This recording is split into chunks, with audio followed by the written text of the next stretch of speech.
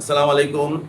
পঞ্চম শ্রেণীর প্রিয় শিক্ষার্থীরা, যারা এবার বৃত্তি পরীক্ষা দিবা এবং বৃত্তি পরীক্ষা দিবা না বার্ষিক পরীক্ষা দিবা, প্রত্যেকের জন্য আজকের ক্লাসটি খুবই গুরুত্বপূর্ণ। আমরা 30 দিনের ভিতরে আমাদের গণিত বই শেষ করব। 30 দিনের প্রথম দিন আজকে।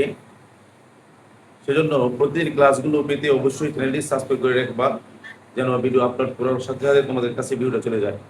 তো 30 দিনের আজকে প্রথম দিন, প্রথম পর্বে তোমাদের সামনে আলোচনা করব তোমাদের প্রাথমিক গণিত বইয়ের 16 পেজ, অঙ্ক নং 8 থেকে 14।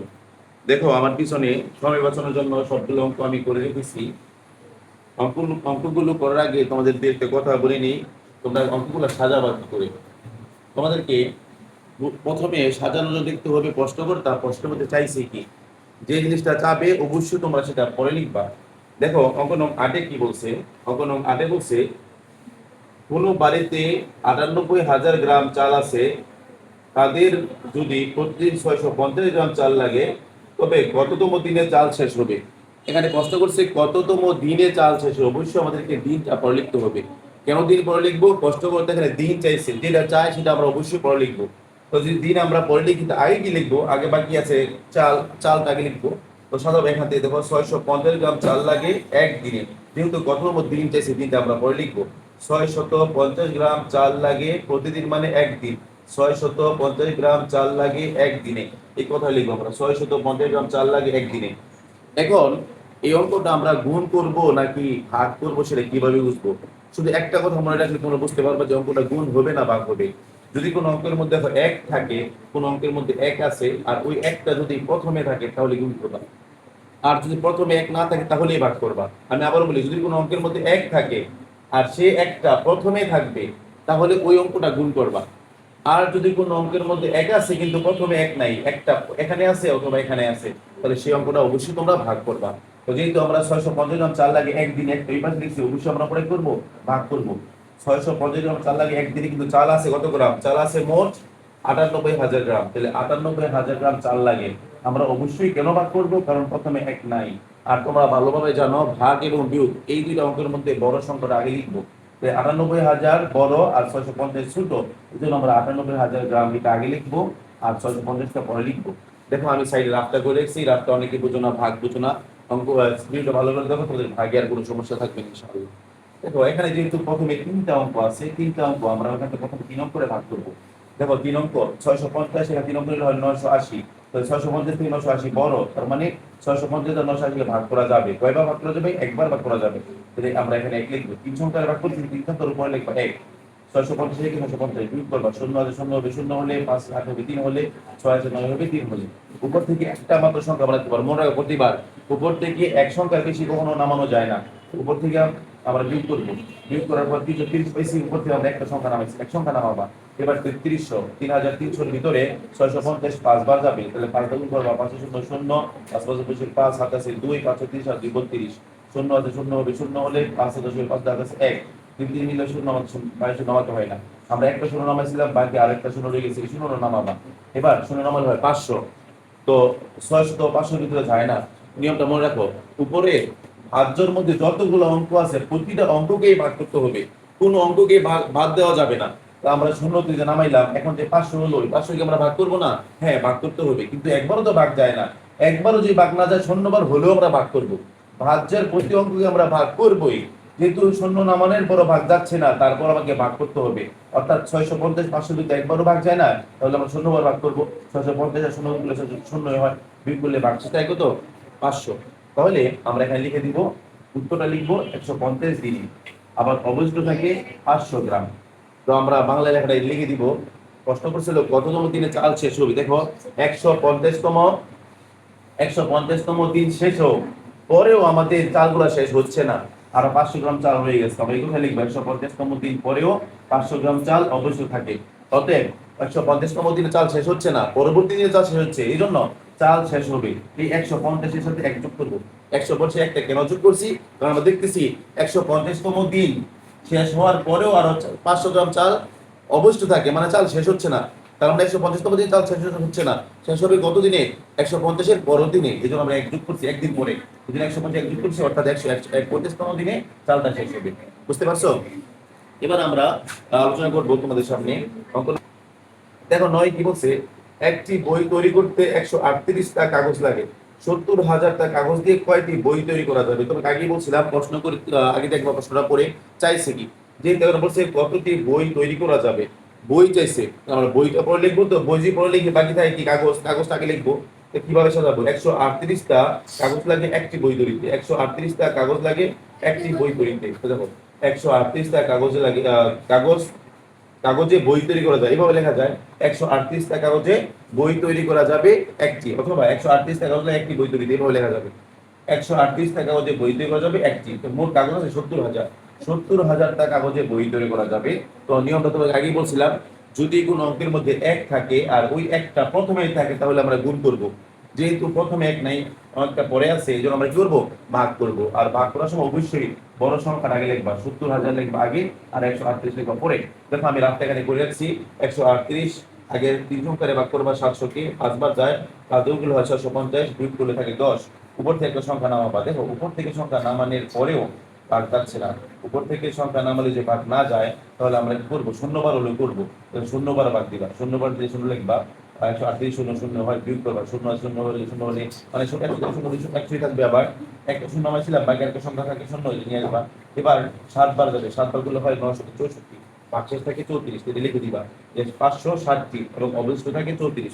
এখন দেখো যে অবশিষ্ট 34টা কাগজ আছে ওই কাগজ দিয়ে কিন্তু একটা বই তৈরি করা যাবে না, কারণ একটা বই তৈরি করতে 138টা কাগজ লাগে, তাই না?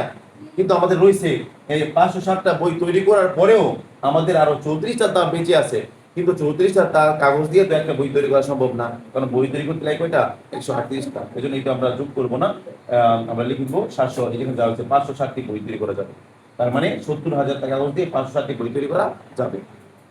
এবার দেখো অঙ্ক নং 10, 10-এ কি বলছে, শফিক সাহেব তার নিজ গ্রামের দরিদ্র মানুষের মাঝে 750টি 500 টাকার নোট দান করলেন, তিনি মোট কত টাকা দান করলেন? তাহলে আমরা জানি একটা 500 টাকার নোটে 500 টাকাই হবে, তাই না? তো দেখো লিখবা একটি 500 টাকার নোট, 500 টাকার একটা নোট 500 টাকা।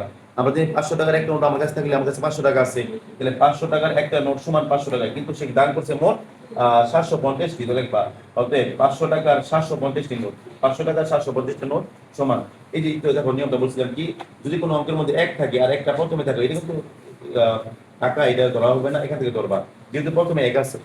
কোনো অঙ্কে এক থাকলে আর একটা যদি প্রথমে থাকে আমরা গুণ করবো, তাহলে 500 আর 750 গুণ করবা, গুণের সময় আগে পরে কোনো সমস্যা নেই, তোমরা চাইলে 500 আগে লিখতে পারো, 750 লিখতে পারো, এটা রাফ করতে হবে না।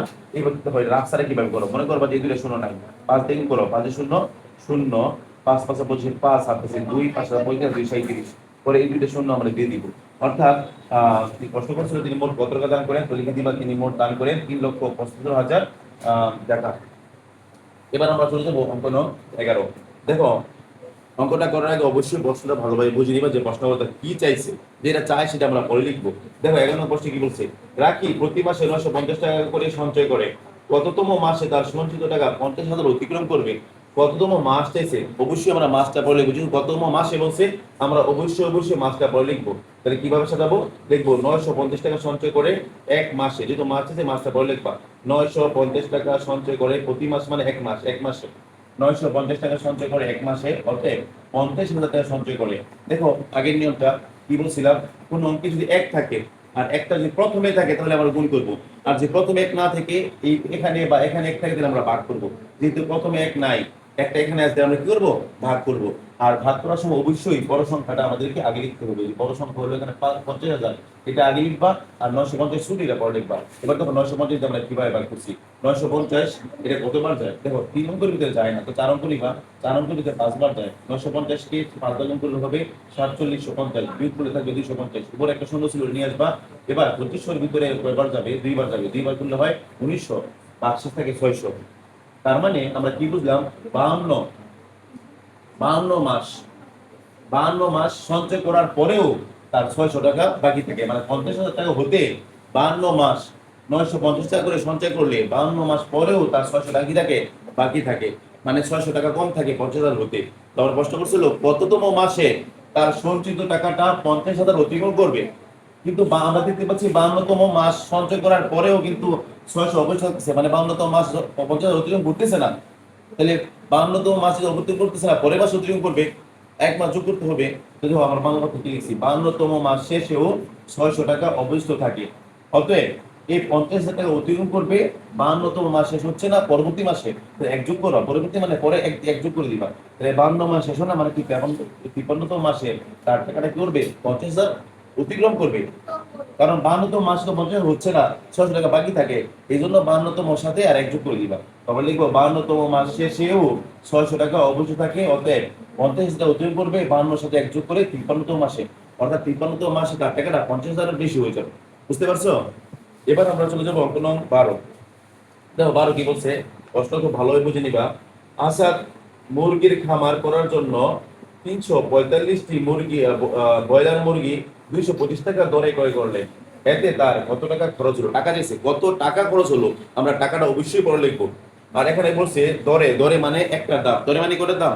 একটা দাম, তো আমরা লিখবো একটার দাম, একটা মুরগির দাম 225 টাকা। দেখো একটি মুরগির দাম 225 টাকা, কিন্তু সেই মুরগি কিনেছে 345টি, অতএব 345টি মুরগির দাম। তো তোমাদেরকে যে নিয়মটা বলছিলাম, কোন অঙ্কের মধ্যে যদি এক থাকে, দেখবে এক আছে কিনা, দেখো এই অঙ্কের মধ্যে এক আছে, যদি কোনো অঙ্কের মধ্যে এক থাকে আর একটা প্রথমে থাকে তাহলে আমরা গুণ করব। আর যে এক প্রথমে না থেকে এখানে থাকে অথবা নিচে থাকে তাহলে আমরা ভাগ করব। যেহেতু একটা প্রথমে আছে আমরা গুণ করব, গুণ করার সময় আগে পরে সমস্যা নাই, তুমি তাহলে 225 আগে লিখতে পারো, 335 আগে লিখতে পারো। তাহলে একটি মুরগির দাম 225 টাকা, অর্থাৎ 335টি মুরগির দাম, এই 225 325 গুণ করবা। দেখো গুণটা আমি এখানে করে রেখেছি, তোমরা অবশ্যই গুণটা ভালো করে করে নিবা। আর গুণ করার সময় অবশ্যই হিসাবটা দুইবার করবা, একবার গুণ করলে ভুল হওয়ার সম্ভাবনা থাকে। তাহলে গুণ করলে হইতেছে 76,625 টাকা। অর্থাৎ যেটা প্রশ্ন করছিল দেখে লিখে দিবা, প্রশ্ন করছিল এতে তার কত টাকা খরচ হলো, একবার তার খরচ হলো, এতে তার খরচ হলো 76,625 টাকা। আশা করি এটা বুঝতে পারছো। এবার আমরা চলে যাবো অঙ্ক নং 13। দেখো 13 নং কি বলছে, আগে ভালোভাবে প্রশ্নটা পড়বা এবং প্রশ্নের মধ্যে কি চাইছে সেটা দেখবা। দেখো প্রশ্ন কি বলছে, একটি আলমারিতে 560টি বই রাখা যায়, এরকম কতটি আলমারিতে 3,79,680টি বই রাখা যাবে। তাহলে কতটি আলমারি গেছে, ঠিক আছে আলমারি, তাহলে সাজানোর সময় অবশ্যই আমরা আলমারিটা করে লিখবো। তাহলে লিখবো 560টি বই রাখা যায় একটি আলমারিতে, 560টি বই রাখা যায় একটি আলমারিতে, অতএব 3,79,680টি বই রাখা যায়। দেখো নিয়ম, দেখো বলছিলাম প্রথমে এক থাকলে আমরা গুণ করব, এক প্রথমে না থেকে এখানে বা এখানে থাকলে আমরা ভাগ করবো, যদি এখানে এক আছে আমরা ভাগ করব। আর ভাগের সময় খুব মনোযোগ শুনবে কথাটা, ভাগের সময় অবশ্যই বড় সংখ্যা আগে লিখতে হবে। এখানে 3,79,680 হলো বড়, এটা আগে লিখবা, আর 560 হলো ছোটটা পরে লিখবা। এবার তো আমরা এটা ভাগ করছি, ভাগ করলে হইতেছে 678টি, অর্থাৎ 678টি আলমারিতে বই রাখা যাবে। মানে 678টি আলমারি হলে তুমি সবগুলো বই রাখতে পারবে, এখানে কোনো বাক্সেস থাকে না। তো লাস্টে বলছিল এরকম কতটি আলমারি লাগবে, তো লিখবা আলমারি লাগবে 678টি। আশা করি সবাই খুব ভালোভাবে বুঝতে পারছো। এখন আমরা করব 16 পেজের অঙ্ক নং 14। দেখো 14 পেজে আগে বলছি কি আমরা ভালোভাবে প্রশ্ন আগে বুঝে নিব। একজন পেঁয়াজ ব্যবসায়ী 1880 টাকা দরে 1264 বস্তা পেঁয়াজ ক্রয় করলেন। তিনি প্রতি বস্তা পেঁয়াজ 2150 টাকা দরে বিক্রি করলেন। ক নম্বরে বলছে পেঁয়াজ ক্রয় বাবদ তার কত টাকা খরচ হলো। এখানে দুইটা মূল্য দেওয়া আছে, একটা হলো ক্রয় মূল্য আর একটা হলো বিক্রয় মূল্য। এই জন্য আমরা অবশ্যই ক্রয় মূল্য কথাটা লিখবো। আর এখানে পেঁয়াজের বস্তা ছিল 2150টি, না 1264টি, পেঁয়াজের বস্তা ছিল 1264টি। তাহলে আমরা ক্রয় মূল্য সময় 1264 লিখবো, বিক্রয় মূল্য সময় 1264 লিখবো, কারণ বস্তা তো আর বেশ কম হবে না। ক্রয় মূল্য একটা থাকবে, বিক্রয় মূল্য একটা থাকবে। আমরা প্রথমে লিখবো, যেহেতু ক্রয় মূল্য বিক্রয় মূল্য আছে অবশ্যই আমরা লিখবো। দেখো লিখছি 1880 টাকা দরে, দরে মানে দাম, এক বস্তার দাম। তাহলে এক বস্তা পেঁয়াজের ক্রয় মূল্য হলো 1880 টাকা, এক বস্তা পেঁয়াজের ক্রয় মূল্য 1880 টাকা। অতএব সে মোট 1264 বস্তা পেঁয়াজ কিনছে, তাহলে 1264 বস্তা পেঁয়াজের মূল্য হবে। নিয়মটা কি বলছিলাম, যদি কোনো অঙ্কের মধ্যে এক থাকে আর এক যদি এখানে থাকে অবশ্যই আমরা গুণ করব। এখানে এক না থেকে যদি এই পাশে অথবা এই পাশে থাকে তাহলে আমরা ভাগ করব। যেহেতু এখানে এক আছে আমরা অবশ্যই গুণ করব।